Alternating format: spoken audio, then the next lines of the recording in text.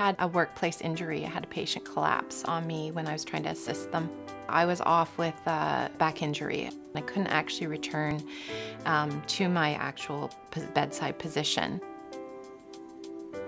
Where I grew up, we had a lot of mining industry, and there's not any unions in those mines. And it was just heartbreaking to hear the stories of like miners who, you know, they turned 50 and a younger guy could do the job better and off they went, you know. The number one risk for physical violence is a history of physical violence, and now you're putting those people here, they've interfaced with the law. We're all kind of sitting back waiting for, you know, someone to get seriously injured. It's difficult when there's not enough staffing on our ward. I think that's one of the biggest challenges right now on the floor that we're facing.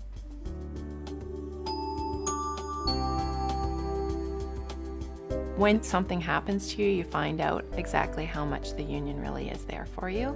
The steward at that time was really supportive and integral in helping me to get back to work. I felt that at some point in my life I would want to provide that support to other nurses, and that's kind of how I describe my job, is that I nurse the nurses. I help them, so that's who I'm nursing right now. I work at Seven Oaks. It's a tertiary care mental health facility in Victoria, and there was 2 residents here who got in a fight. It put the residents and staff here at risk of further injury. We don't have on-site security, so the question is, can we safely support those people at Seven Oaks? I'm not a person who sits back.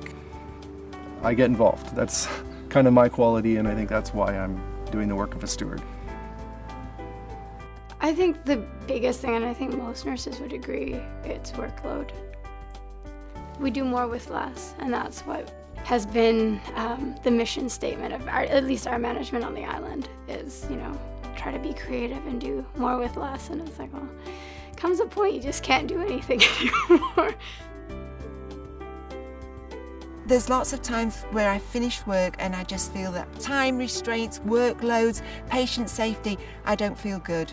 I had to start doing something about it, not only for me, but for my co-workers as well. When I first started nursing, I wish that I had known that I could have talked to a steward.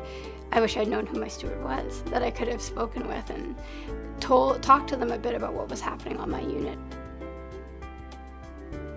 It is unfortunate that people don't know what we do for them until they do get in some sort of trouble or an illness or an injury.